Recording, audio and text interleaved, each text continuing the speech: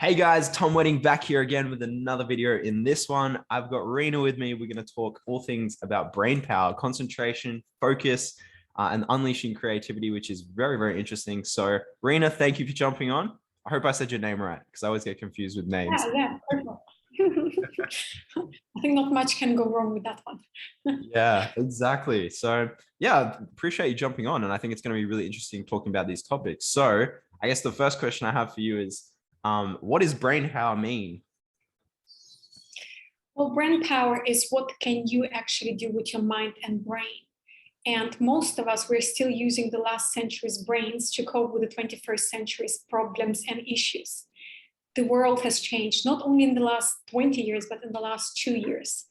And if you're feeling like you're overwhelmed, it's getting too much information, too much staring at the screen, and too much is happening online, the chances are your brain power is just not, you're running basically on fumes. You're basically running on fumes, and you need to start upgrading your brain today and your mind to cope with all those challenges. I seldom get overwhelmed when it comes to that, but there are certain things that I have done to get myself here where I can cope with everything that comes my way, deal with it. I'm running a business myself. I'm talking to all kinds of people all day long, multitasking, you name it. And still, I go to bed sleeping well. So just to share with you a bit of my background, I'm an achiever. I used to work as a consultant. I lived in Singapore for almost 7 years.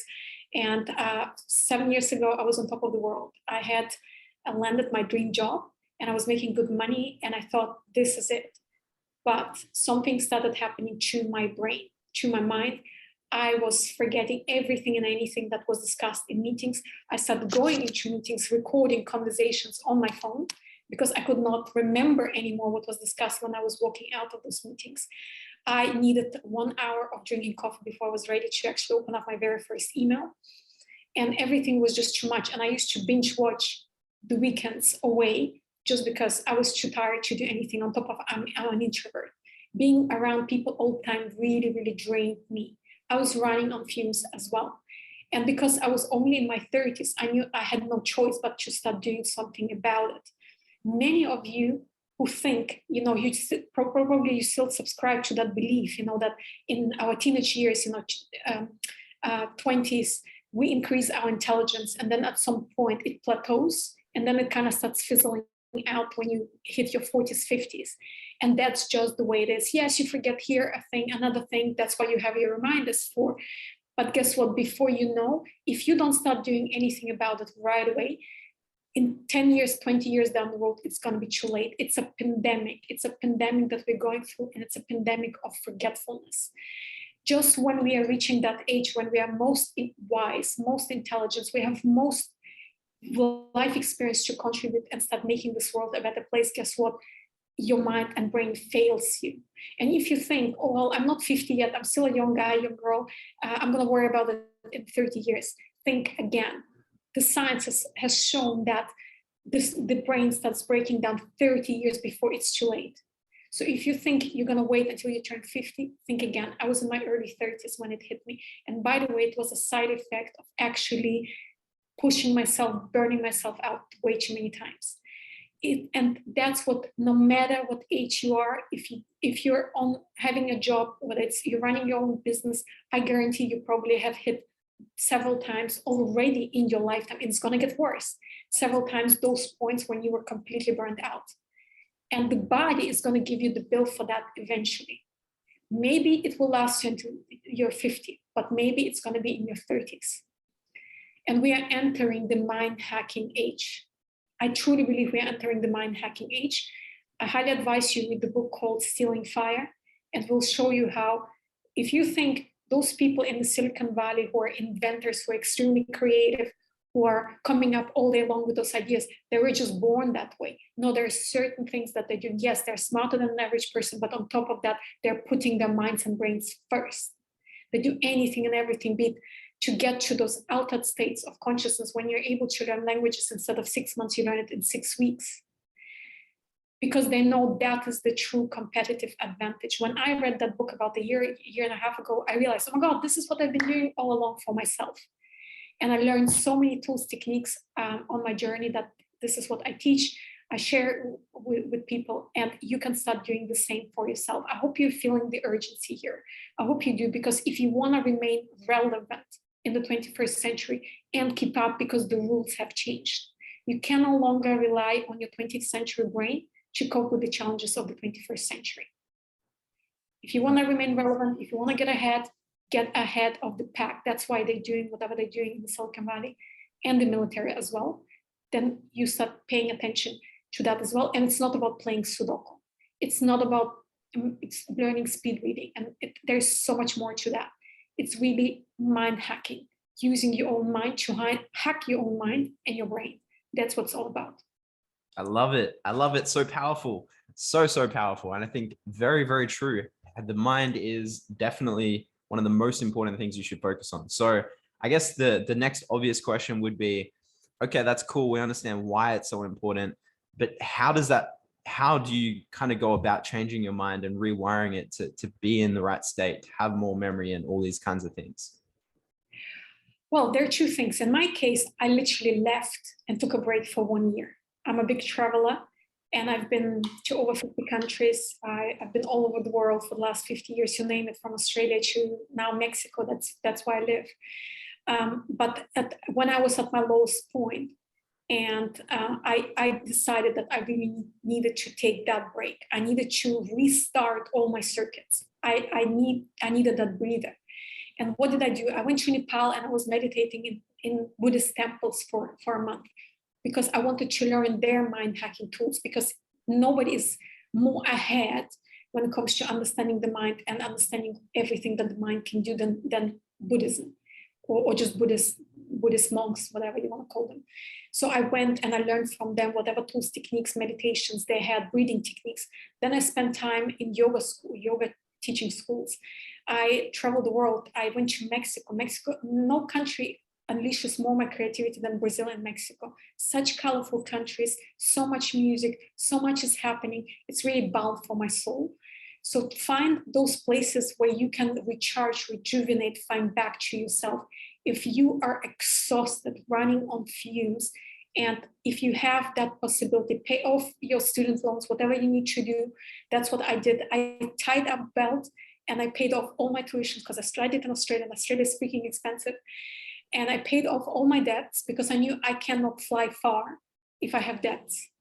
I paid it off. I set a time, and 6 months later, or 8 months later, I was able to leave and do whatever the hell I wanted for 1 year. I had enough money saved up, and I started putting myself first. If there is one step you can do, even if you cannot resign, maybe there's the pandemic, maybe you cannot catch flight out of your country, wherever you are, but you can start paying your debts now, so that in 6 months, 9 months, 1 year, set a date on it. Don't just think, oh, maybe. If there is a maybe, it's never going to happen. Decide, put a date on it, commit to it, and the stars are going to align in your favor, and you're going to leave. That's what happened to me. I started putting my health first. I needed that 1 year, because by the time I left Singapore, I didn't know if I liked pizza or pasta, green or yellow. I did not know. I was completely lost. And there was so much fog. I constantly felt like my head was in a fishbowl. That's why I could not see beyond my own nose. And it's hard to have a good memory in such a place. Just completely zooming out and leaving, going somewhere else, changing the scenery. It's a very, very good first step. If you are stuck in a job because you have family, children, whatever, you cannot leave anytime soon, then there are other things that you can do, such as start decluttering your brain now. Many think, well, for me to become more intelligent, that's what I thought. I need to memorize more facts. I need to consume more information. We don't need more information. We need actually less information. We need to start decluttering whatever information that's already in, and it's useless. The monkey mind is just that. You have your energetic field where there's everything and anything that you've ever experienced in your entire life. It's all there fighting for your attention. Our brain is just a tool that is trying to read that information as well as it can. And it constantly gets distracted, diverted. There's this, there's that, there's food, there's this, because it's like a million flies buzzing around your head, all fighting for your attention. And what can you do to start letting go of that? First, just check in and see how much of that energy, information, content, thoughts, emotion are not even yours. We are like sponges. We go to a place, I think everybody on this planet by now is familiar with the concept of energy. People have bad vibes. People have good vibes. With some people, you walk away energized. With other people, you feel like freaking drained. You never want to see that person again, right? So all of us are familiar now with the energetic concepts. But what many people don't know, maybe they feel it, but many people don't know, is that every time you interact with another person, you take that energy with you. If you went to a hospital, interacted with a sick person, you come home, you're still tired. Take a shower, remove that energy. But another thing is that you can do is start reprogramming your energetic field to not take on what is not yours. What you can do is, maybe we can do that little exercise now, is just close your eyes, check in. When you might want to do that now, Tom. Yeah, sure. Check in. Is there any emotion or any thought, anything that's coming up that's kind of like nagging you, that kind of like is at the back of your mind? Check in and what part of your body it is. And then give it a percentage. How much of that energy is not yours? How much of it is not yours? What's the percentage? First thing that comes to your mind. 40%. Perfect. You see, you were able to already identify that 40% of all the shit you're dealing with is not yours. So what can you do? Generate the feeling of free fall in your body. Remember, when you just like letting it all loose, you know you're gonna get caught. You're not falling off the chair right now. Just generate that feeling of relaxation and free fall and complete confidence and trust that things are gonna be all right in your body. And then just visualize or just intend for that gray energy, that 40% that's not yours, to go back whoever you picked it up from. See it just leaving your aura by relaxing. Just try it. Just relax. Just generate that feeling of free fall in your body.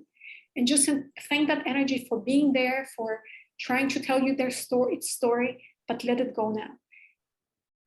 Ask it to go back to the sender, or visualize it going out of the window, floating out into the universe to be transmuted into love and light, whatever works best for you. And just breathe into it. Sometimes it takes 30 seconds for it to leave, but usually it's very, very fast. Whatever is not yours, you just have to intend for it to leave and it's going to go away.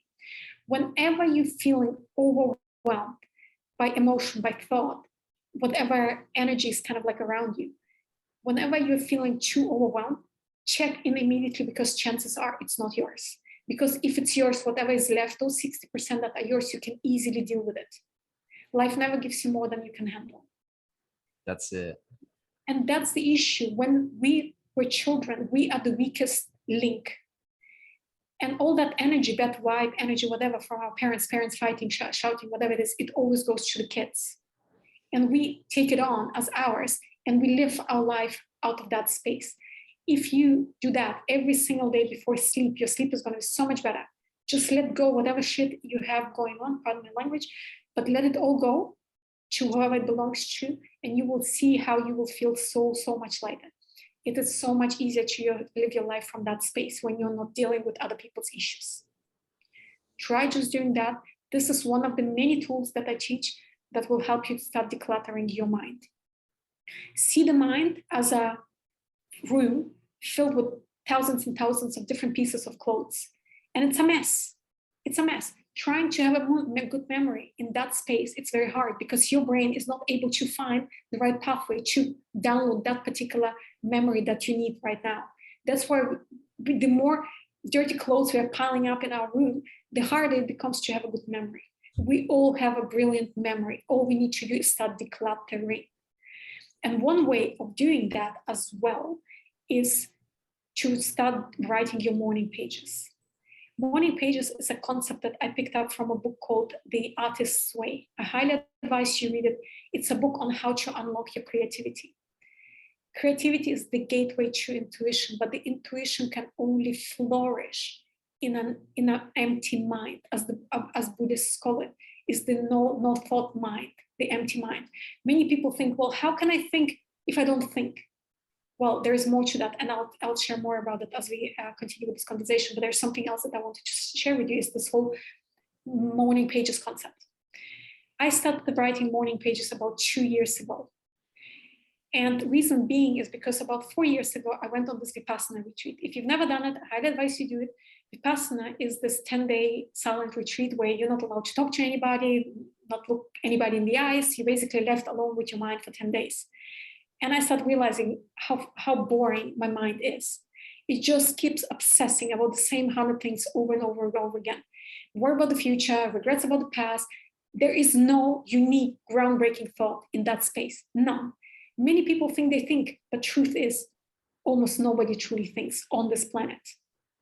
It's just emotion wrapped up in a little bit of thought. And usually it's, oh my God, oh my God, oh my God, oh my God. And then there is a little bit of thinking happening around it, but usually it's just an emotional freak out. When we think, we just emotion and that's all there is. Very few people really have groundbreaking thoughts, bring in truly groundbreaking new ideas. If you want to unleash your creativity, you got to transcend the emotional space and start really operating from the mind space. And it's not about suppressing emotions, because if you suppress emotions, they're going to come hunting you, and then they're going to bite you in the ass. I guarantee. They're going to drag you down. Because these are the skeletons that cause us then to fall sick, fall whatever. 95% of all our ailments, they go back to our emotional world, whatever is not right there. I highly advise you heal your emotions. And morning pages is a great way of doing that. It's not a diary. It's not about writing about your day. It's about checking in. I was angry today. What is truly behind that anger? I was irritable today. I was upset because somebody was unpunctual. I was upset somebody canceled on me. I was upset, So basically, I'm not trying to say that, don't get me wrong, the emotions are not your enemy. They're there to tell you their story. Something happened in your world that trespassed your boundaries, trespassed what is right in your eyes, right in your world. Somehow you were hurt. Somebody said something that bothered you, but you suppressed it, neglected it, and whatnot. Whatever was not right with who you are, it didn't align with who you are, it will stay in your energy field until you listen to it and allow it to tell you its story. Most of the time, what we're angry about is not what we're angry about. There is much more. And it's actually a process of gold digging. Because once you actually unwrap that emotion, give it that time, place, space to tell you its story, the insights that will come out of it will actually change you who you are. Because you will understand more and more who you truly are, what you stand for, and what you will allow to happen to you in the future and what you won't allow anymore. So start writing it down and you will start getting those insights. First 6 months, I was just ranting on those pages. The sun is too round, the sky is too blue. It's just ridiculous things that were just floating in my tongue, but still I needed to get it out of the way. But you will be surprised what will happen to you after about, maybe for some of you sooner, for some of you later, I don't know, but start doing it now, today, start giving it those emotions place and space. And guess what? Once they feel like you've heard them, they will go away for good. They will never come hunting you again, which means is that another beautiful, beautiful side effect of doing that is actually, this is how you start organizing your mind. I was watching this documentary recently. It was actually an Australian documentary, by the way, about people who have incredible memories. Yes, of course, there is some portion of their brain that is enlarged. But one thing that they've observed about those people with incredible memories is that they are incredibly organized. And it's not about being OCD about things, but it's just being organized is a reflection of an organized mind. Many think, well, if I organize my brain, my desk, my mind magically is going to get organized too. No, that's putting the cart before the horse. Do it the other way around. By writing out or cleaning up whatever you need, you throw away whatever you don't need, you keep whatever you like. It's like folding those clothes and putting it on its rightful place, which means that in an organized mind, it's so much easier to find information, recall, and learn new information. and make use of it. Make use of it. And in an organized mind, this is when intuition can truly come in, and you can start accessing it, start accessing higher ideas, powerful ideas, start truly thinking. Because right now it's like standing in a room with 100 people shouting. You are here, the intuition is on the other side of the room. The intuition is trying to tell you, this is the golden idea that you need to implement in your business. But you don't hear that voice because there are 100 people shouting all for your attention. And even if you hear that voice, what are the chances of you hearing it correctly, implementing it correctly, recognizing as the whole golden $1 million idea? It's very, very, very hard. Definitely. I think the biggest thing I could gain from that is just that process of detachment from everything and removing the baggage, so to speak, because that's really what keeps us down. It sounds like that's really what the main problem is just having so much going on and so much clutter in our minds that it's so hard to operate in the way we want to operate. So I think that removal of baggage is very, very important. And I love the way that you shared that. So I guess, what have you found to be really helpful in that process? You obviously traveled, you changed your scenery, that kind of stuff. But what else, going a little bit deeper on the mind side of things, what really helped you to make that transformation from being so cluttered and overwhelmed with everything to being more clear and have more clarity? Well, it's been quite a journey, but basically one thing to understand that we are boring our minds with slowness. That's one thing. Once you actually declutter yourself, you will realize your mind is capable of doing things much, much faster than you are. Right now, I feel like all day long, I'm driving 200 kilometers an hour and everybody else is 100 kilometers an hour, if not 50. I feel like I'm able to process information much, much faster than anybody else because I'm able to access that information. But another thing is really focusing your mind. How do you do that? All of us these days, we are glued to the screens and we are consuming content, information all day long. All day long. What I do these days, I seldom join any live events. I watch everything on replay, and I have installed plugins which allow me to increase speed of content. I watch everything on 2x, 2.5x, 3.5x. I don't have 3 hours to listen to some replay. I have 1 hour. And that frees up so much time. So if you are one of those who are watching replays all the time and at the normal speed, guess what? You're only training your mind to be even more scattered because your mind gets bored. You start multitasking, you start doing some other chores, you start looking at your phone, which is only exacerbating the whole thing. Learning to time block, to focus on one thing, that's when mind rests. And by the way, at this point, I want to mention one thing. Yes, meditation has played a big role in my journey of recovery. But what is meditation? Meditation is prolonged focus and awareness, which means if you are listening to something at 3x and everything is happening really, really fast, your mind is forced to focus on that one thing. There is no more distractions because one little thing you might miss out on that golden nugget that you actually decided to watch that video for in the first place. It forces your mind to focus and be aware on that one thing, which is meditation already. When people talk about flow states and being in that flow state, it's meditation already. So don't just think, oh my God, meditation is not for me, monkey mind, monkey mind. Actually, the more you clean up, automatically your mind will go into that meditative state. And that's when the mind can rest. When it is able, I'm doing just this podcast now. There's nothing that worries me on this planet right now. Just this, having this conversation with you. Nothing, no unfinished business, no to-do list, no nothing. This is what's important and this is where I am. But to train your mind to get here, of course, I've been listening to audiobooks at double speed for years. I started increasing slowly over time. And then before I knew, I'm able to listen to audiobooks now at 2.5x. And the reason why I don't listen to it even faster because the app doesn't allow me, but I would definitely do that. And because I've trained myself, my mind just focuses on that one thing and it gets replicated in our other areas of my life. It gets replicated when I work, when I do this podcast, my mind is already trained. There is nothing more important than this thing that I do now. Yeah, just coming to the present. Yes, which is, again, this is already meditation. This is meditation. Our life is becoming a meditation. Everything you do, so long as you are focused, fully aware of that one thing, fully present, be it a conversation with a loved one, be it watching that sunset, whatever it is, be fully present. But of course, first you need to close down all those million tabs that are open on your computer screen, which is whatever is in your mind.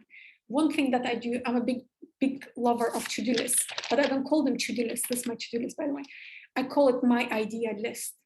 It's not a to-do list to stress about what I need to get done today. No, this is where all my ideas, I have ideas in the middle of the night, I write them down.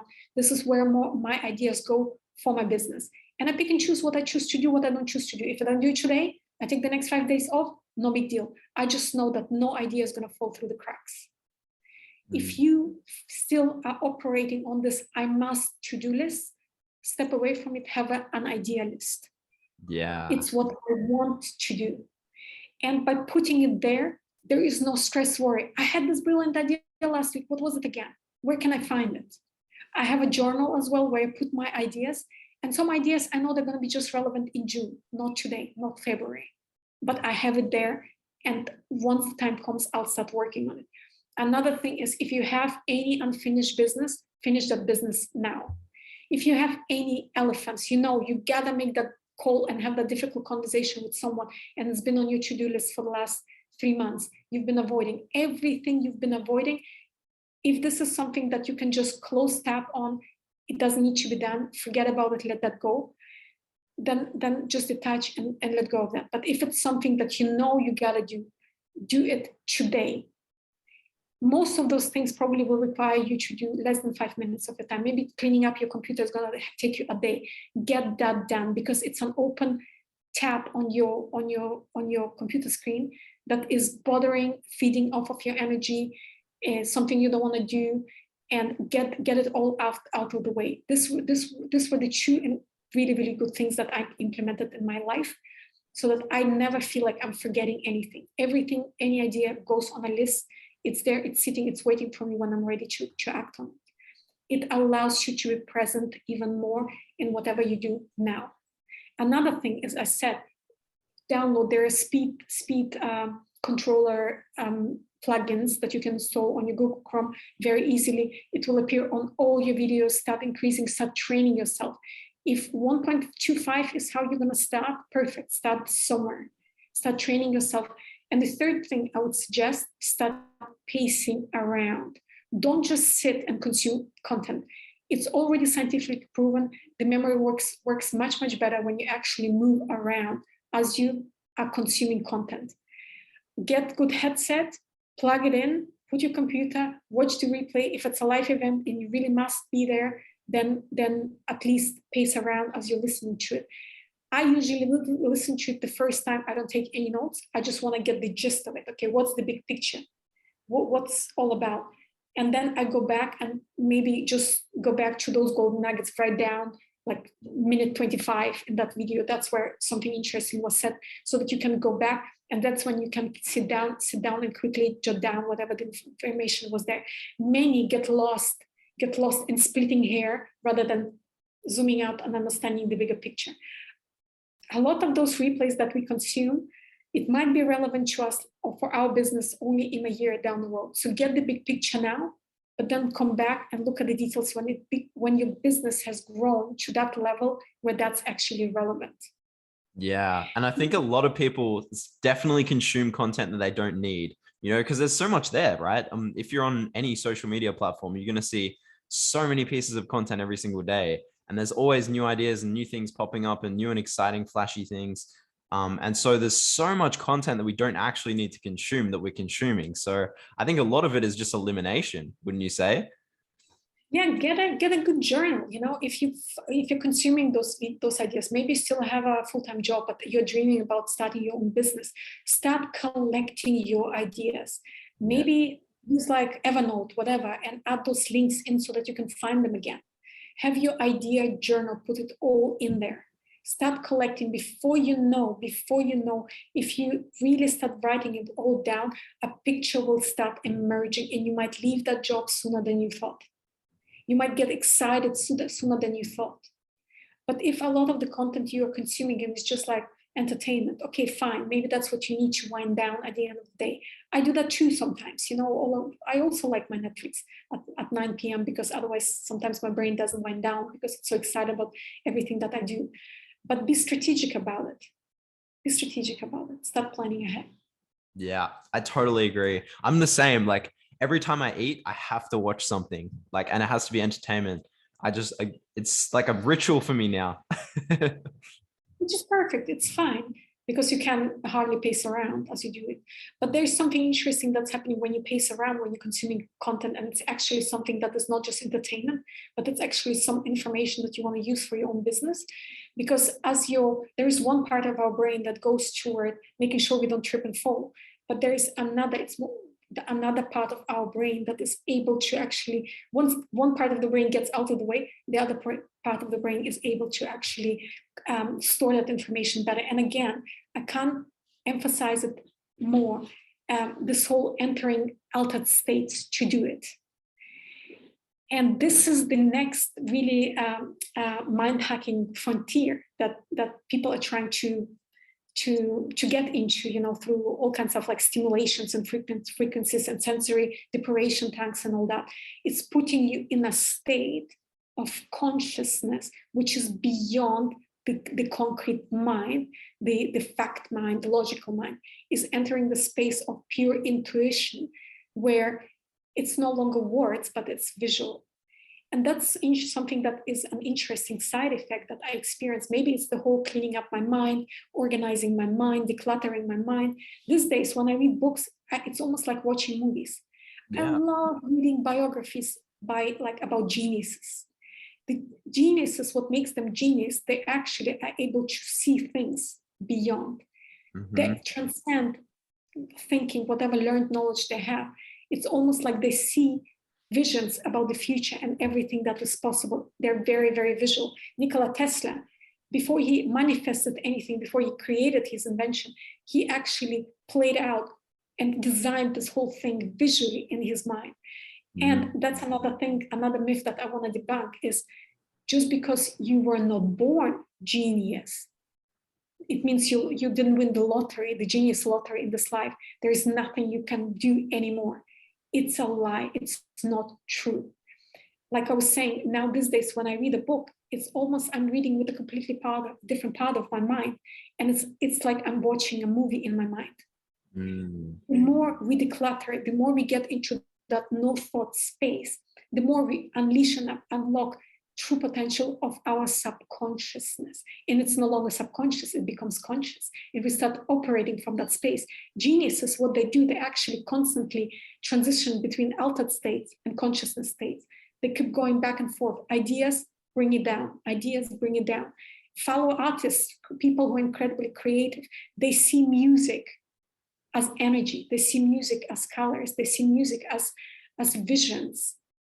And we all can get there. All you need to do is just to start decluttering, to start getting to those places.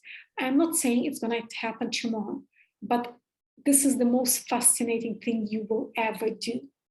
And it's not something you can ever outsource. Nobody can do it for you. There is no magic pill that you can take for this. Even magic mushrooms, some are going to help you. They'll help you to a certain extent, maybe. But there are certain things that you really need to do. And it's exploring your own mind. And how incredible is that? Exploring your own mind. Many people, like, know thyself is one of the most imperative rules that you need to do in life. But we are so wrapped up in other people's businesses that we don't know ourselves. Yeah, 100%. And so many people are living from the external to the internal instead of the other way around. And I think you're absolutely right. We need to start living from our mind outwards and stop reacting to what's happening around us, instead creating what's happening around us. So very, very powerful stuff. And one thing I was thinking of as you were speaking just then is you were talking about like how seeing things visually is like a totally different thing, like a totally different altered consciousness. And so one thing I was thinking is that it's very interesting how we think in language, right? Like when we think of an image, we think of the word associated to it. And it's like we're almost limited in a sense by the language that we speak because there's only a set amount of words, right? Whereas if you're thinking visually, that's infinite. Like there's infinite possibilities of things and ideas that can pop up because you're not limited by a language that you're thinking in. So I just found that very interesting. I was thinking that as you like talking about visual. And the golden ticket ideas, they feel like, I often say, they feel like sprinkle. It's like fairy dust sprinkle. And this is something that definitely I'm experiencing, whenever that idea comes, and it comes all day long. If you start implementing your miracle mornings, do what you love the most in your very first hour of the day. Many people give away the best energy, the best time to doing things that are just chores and social media and mindless stuff.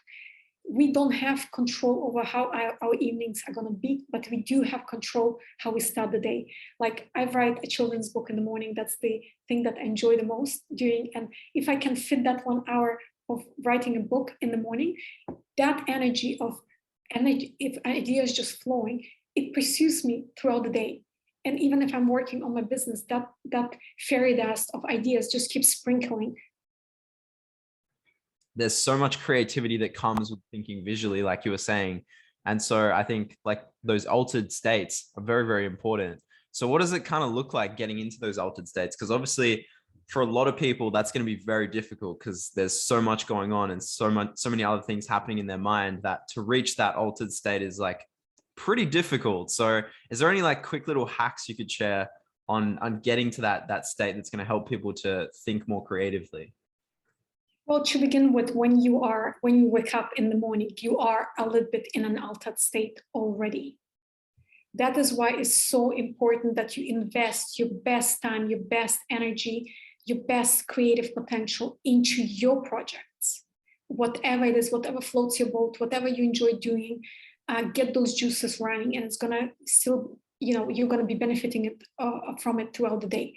But basically, when we wake up, we're still in that kind of like altered state between sleep and awake. That's when often groundbreaking ideas are able to come through.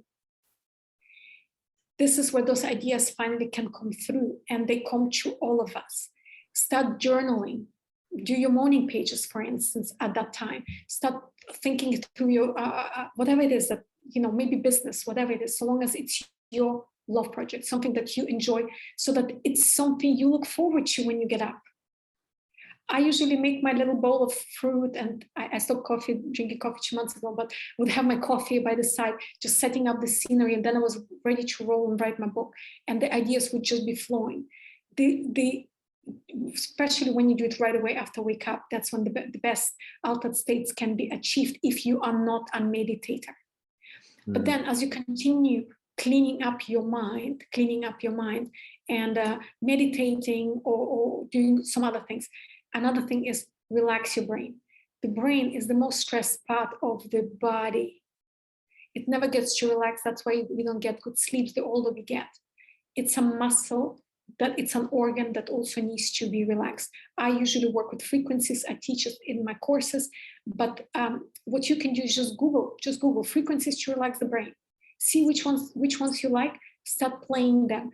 I usually put them on in the evenings when I need to wind down, or in the mornings when it's kind of like 5 a.m. I still don't want to get up. I get up at 6.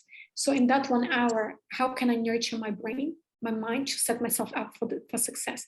Frequencies is a great way. Essential oils is a great way. Of course, there's certain physical exercises and certain transmutations of energies that you can do, which I cannot share more about at this point, but I share in my programs, that will allow you to actually energize your brain more.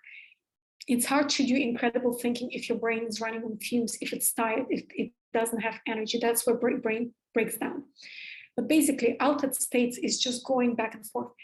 You must understand, intelligence is comprised of 3 things, not just intellect. This is what we think is intelligence, facts, and memorizing things. And that's what most of our school education is focusing on. But there are 3 parts to it. There is the instinct. We all know our physical body has its own intelligence too. That's why you are able to catch that cap before it falls. You react faster than your mind is able to catch up and create that thought. Grab that glass, you just react. Sportsmen and women make so much money on that, on monetizing their instincts. It's a true intelligence that can be monetized. What we mostly value is the scientific intelligence, is the learned facts, the ability to do, all kinds of math gymnastics in our minds. And we think, okay, if I'm not if I'm so intelligent in my body, I don't have those instincts, or if I'm not so smart, then what else am I left with? I'm just left with an average human life. No, there is much more to us, and it's not just about the instinct, intellect, but it's also about intuition. Those of you who speak the chakra speak, navel chakra is actually the one responsible for instincts, a very, very well developed navel chakra. If you follow martial arts, if you read martial art books, a lot of techniques around that is actually storing energies in your navel. And there is a reason for that, which I cannot share, but there's a reason for that. Why navel chakra is very, very important in martial arts, and it helps with instincts. Then those of you who subscribe to this whole intellect idea, I must know all these facts, fine. Actually, you're using these two chakras, your throat and ajna. It's the ability, the ajna energizes the eyes, ability to absorb information, break it down. The throat chakra is the creative chakra as well, is breaking it down, manifesting it, making it happen. All those details. People who are very confused, very not detail oriented and stuff, they usually have issues also in those chakras that need to be cleaned up and declutter it more than anything. But then the intuition is actually the higher level of intelligence. This is what everybody's after. CEOs want to unlock their intuitive intelligence. Why? What do they know that we don't know? Because when you access intuition, you're actually working through the forehead chakra and the crown. These chakras are the chakras of pure knowing. Crown chakra, pure knowing. You just know. There is no thinking required. You just know. This is the way, and you get it done. The forehead chakra is the visual chakra. Is you see, that's the third eye that people talk about. You have a vision. This is how it's going to look like. You see that idea in your mind, all the details, there are no words. There's just a vision. This is how it's going to look like. You see things in 3D. It's very, very symbol oriented. It's visual. And by the way, the forehead chakra energizes the right side of the brain, which is the creative side of the brain, is the artistic side of the brain, is the visual side of the brain. The ajna chakra energizes the left side. That's the mathematical side of the brain. That's the verbal side of the brain. Now you understand your two sides of the brain are not energized by the same chakra. They're energized differently. And that's why there are people who say, oh, I'm very creative, but I'm not good at maths. Well, chances are one chakra is developed more than others, or vice versa. There are many people who are very, very intelligent, extremely intelligent, but they don't feel anything, no energy, and are very emotionally detached. Very true. Very, very true. I love that. And that's very insightful talking about chakras as well, because for a lot of people, it's all about that energy, all about understanding where it's happening and what is happening in your body, So I love that. I love that it gives it a bit of understanding. And also altered states and the conscious mind, you're actually going from ajna to forehead and crown. That's altered state, forehead, crown, altered state. You actually basically all the time transitioning between those two chakras, 4 chakras, sorry. Heck yeah, powerful. I love it. So I don't want to leave this too long. I think we've been going for 45 minutes or so. So probably wrap it up now, but I wanted to ask one last question. What are 3 actionable things you would give to people that are most important for what we're talking about here today? Clean up your mind. There are plenty of tools, energy healing schools, whatever it is that you can do to start cleaning up and decluttering. That's step 1. Second step is, and I taught you the technique here, one of the techniques, but I think this will get you started. Second, start organizing your mind.